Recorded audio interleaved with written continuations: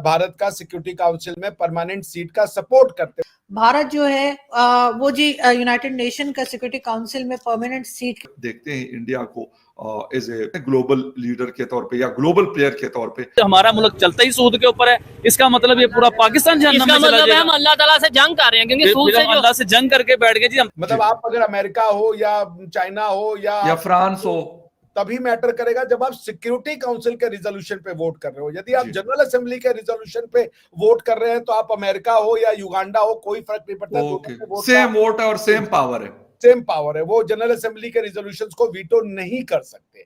इसलिए general assembly में जब 2/3 मेंबर्स पास कर रहे होंगे तो America is equal to Senegal, ठीक है ना, या India is equal to Nepal, ये आप ऐसे समझ लें। तो पहला स्टेप कि 2/3 आप जनरल असेंबली में पास करवाएं।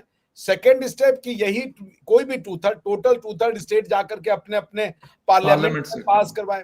और थर्ड स्टेप ये है कि जो पांचों ये आपके परमानेंट स्टेट हैं, जो सिक्योरिटी काउंसिल के जो मेंबर हैं, वो भी इसको अपने यहाँ पे अपने कंट्रीज में जा करके रेटिफाई कराएं। यानी कि जो 2/3 स्टेट्स को अपने पार्लियामेंट में रेटिफाई कराना है, वहां पे पांचों सिक्योरिटी काउंसिल के परमानेंट मेंबर का रेटिफिकेशन जरूरी है। तो यानी कि आपने मान लीजिए जनरल असेंबली से रिजोल्यूशन अमेंडमेंट का पास करवा लिया और आपको 140 स्टेट्स ने भी पास कर दिया, लेकिन यदि उन 140 में से कोई एक भी अगर 5 परमानेंट मेंबर का स्टेट बाहर रह जाता है तो वो 140 स्टेट का अपने अपने पार्लियामेंट में पास कराया गया जो रेटिफिकेशन और रिजोल्यूशन होगा वो इनइफेक्टिव हो जाएगा। इसलिए पांचों सिक्योरिटी काउंसिल के परमानेंट मेंबर जो है उनको अपनी पार्लियामेंट में इसको पास कराना रिक्वायर्ड है as far as the ratification is concern.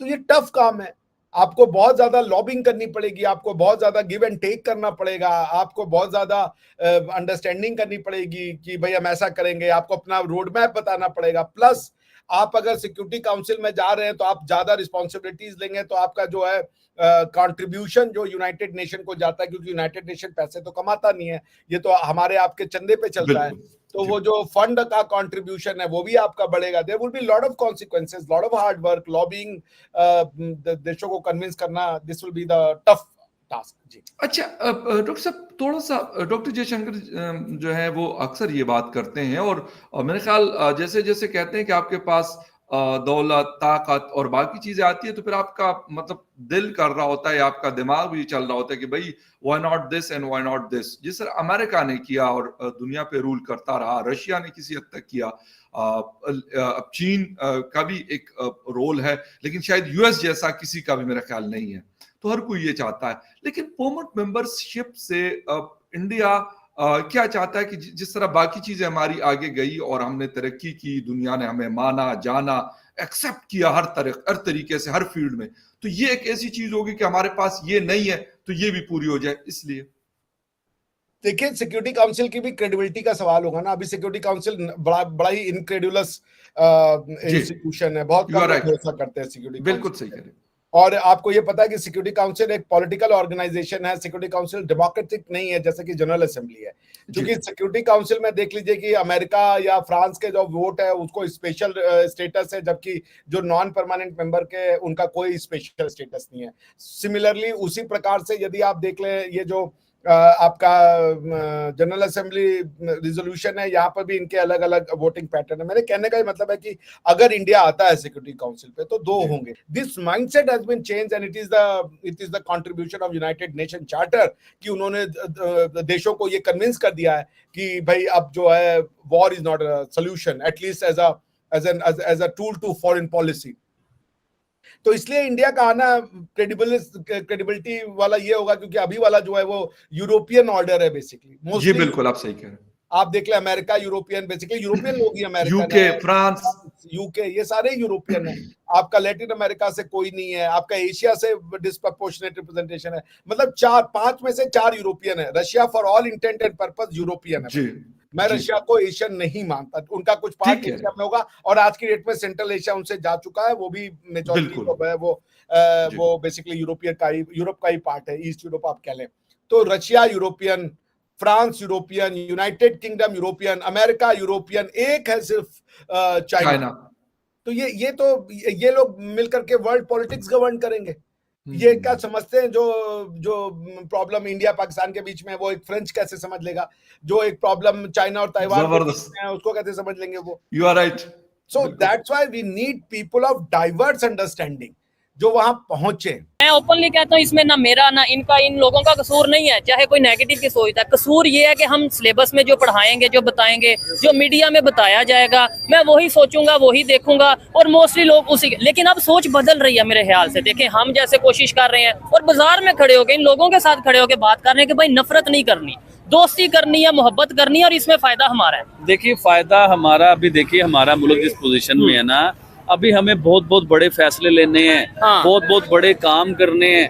अब हम इन चीजों से, शुएब भाई मेरी बात को समझिए, हम इस छोटी सोच से हिंदू मुसलमान पेशाब पी लिया, ये हो गया, वो हो गया, वो मंदिर बन गया जी, उधर बारिश आ गई, ठीक है। इन चीजों से हम जब तक देखो ना, हम फंसे इधर हुए हैं। और दुनिया आईटी में जो है नंबर 1 बन गई है, ठीक है। दुनिया की तालीम नंबर 1 पे चली गई है, दुनिया 5वीं इकोनॉमी बन जाती है। मतलब इतने बड़े काम वो करके हमें भी इन चीजों से बाहर निकल ही नहीं और रहे हैं ऐसी यार। बातों से मैं भी थोड़ा इमोशनल हो जाता हूँ। मैं जिन लोगों को ये लगता है कि मंदिर वहां पे बन गया और अजाब आ गया, बारिश आ गई, तो मैं उनके लिए कहना चाहता हूँ पाकिस्तान में तो हम बकायदा मंदिर तोड़ रहे हैं, जो आए दिन खबरें आती हैं, तो यहाँ पे तो फिर रहमत आनी चाहिए। यहाँ पे तो मतलब मंदिर तोड़ा ना। रिसेंटली कुछ दिन पहले, रमजान से पहले या रमजान के बीच में, इतने बड़े बड़े ओले लाहौर में पड़े हैं। हाँ। वो बर्फ जो है, ओले इतने बड़े पड़े, इवन के आप कई लोगों के सर फट गए हैं, गाड़ियों के कई नुकसान लोगों हो की गए। गाड़ियों के जो है ना वो चिप पड़ गए, डेंट पड़ गए गाड़ियों के ऊपर।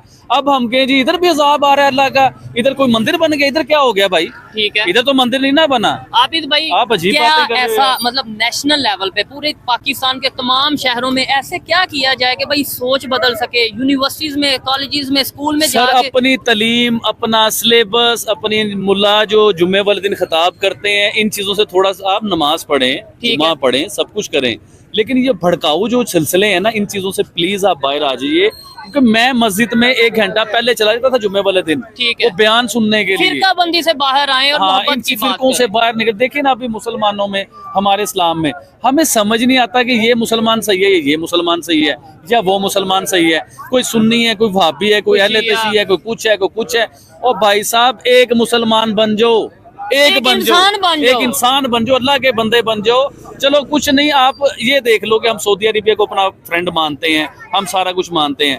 भाई सऊदी अरेबिया में जो सिलसिला है वही अपना लो, कुछ तो अपनाओ। इस और अच्छा, फिर मजे की बात, मजे की नहीं बल्कि अफसोस की बात ये है कि हम ये कह देते हैं कि ये मुसलमान सही नहीं, ये नहीं सही, ये नहीं सही, वो नहीं सही। ये नहीं देखते कि पाकिस्तान में क्या जो इस टाइम निज़ाम है, जो सिस्टम है, क्या वो इस्लामिक सिस्टम है, क्या शरी निज़ाम है? सिर्फ इतना ही सोच लें तो हमें हैरत होगी, अफसोस होगा, दुख होगा, शर्म आएगी कि हम कैसे कंफ्यूज किस्म का एक इन्वायरमेंट लेके, एक सोसाइटी लेके फिर रहे हैं कि बात हम मजहब की करते हैं, इस्लाम की करते हैं, लेकिन बैंकिंग सिस्टम यहाँ पे है, सूद का सिस्टम यहाँ पे है। हर वो काम जो इस्लाम में मना किया जाता है कि शराब यहाँ पे नहीं बिकती, यहाँ पे नहीं पी जाती, हर वो काम यहाँ पे हो रहा है। फिर हम कहते हैं सबसे बड़े मुसलमान हम हैं। भाई मैं छोटा सा सवाल करने लगा हूँ, कोशिश कीजिएगा कि आप अपनी वीडियो के ना फ्रंट पे ये लगाइएगा। ठीक है। मैं आपसे पूछना ये चाह रहा हूँ पूरी दुनिया से और ख़ास तौर पे पाकिस्तान से, कि अगर आप बात करते हो दीन इस्लाम की, जी हम इस्लाम पे चलते हैं, इस्लाम पे चलते हैं, इस्लाम पे चलते हैं, तो इस्लाम कुरान पाक में हमारे नबी सल्लल्लाहु अलैहि वसल्लम ने फरमाया कि सूद लेने वाला और देने वाला ये दोनों जहन्नमी हैं, ये जहन्नम में जाएंगे। इसका तो वादा हो IMF चुका से हुआ जो है। हम पैसे ले तो रहे हैं, हम तो पूरी दुनिया के साथ, हमारा मुल्क चलता ही सूद के ऊपर है। इसका मतलब ये पूरा पाकिस्तान जहन्नम इसका में चला मतलब है जाएगा। हम अल्लाह ताला से जंग कर रहे हैं, क्योंकि सूद फिर से हम जो अल्लाह से जंग करके बैठ गए जी, हम तो सूद के ऊपर कारोबार कर रहे हैं। ईच एंड एवरीथिंग, इस मुल्क की सुई भी सूद के ऊपर है। भारत दुनिया की सबसे तेजी से तरक्की करने वाली मेजर इकॉनमी है। भारत लैंड मास के हिसाब से भी टॉप 10 में आता है और इसके अलावा पॉपुलेशन की बात करें तो भारत नंबर 1 की पोजीशन पर है। भारत के पास न्यूक्लियर वेपन भी है और दुनिया की सबसे बड़ी दूसरी आर्मी, लेकिन इसके बावजूद भारत की जो सिक्योरिटी काउंसिल में सीट है वो पक्की नहीं है। और इसके अलावा ऐसे देश हैं वहाँ जिनकी इकॉनमी भी छोटी है और आर्मी भी, और लैंड मास और पॉपुलेशन के हिसाब से भी वो छोटे हैं, जैसे फ्रांस, यूके। और इसके अलावा भारत के पास बहुत सारे देशों का समर्थन भी है सिक्योरिटी काउंसिल की परमानेंट सीट के लिए, लेकिन बावजूद इसके अभी तक यूनाइटेड नेशन के रिफॉर्म्स नहीं हुए हैं। और इसी को लेकर अब भारत अपना जो अभियान है वो तेज करता नज़र आ रहा है और आने वाले समय में ये और भी तेज होगा और भारत सिक्योरिटी काउंसिल में परमानेंट सीट बनाने की पूरी कोशिश करेगा। क्योंकि सिक्योरिटी काउंसिल को भारत की ज़रूरत है और भारत को भी सिक्योरिटी काउंसिल की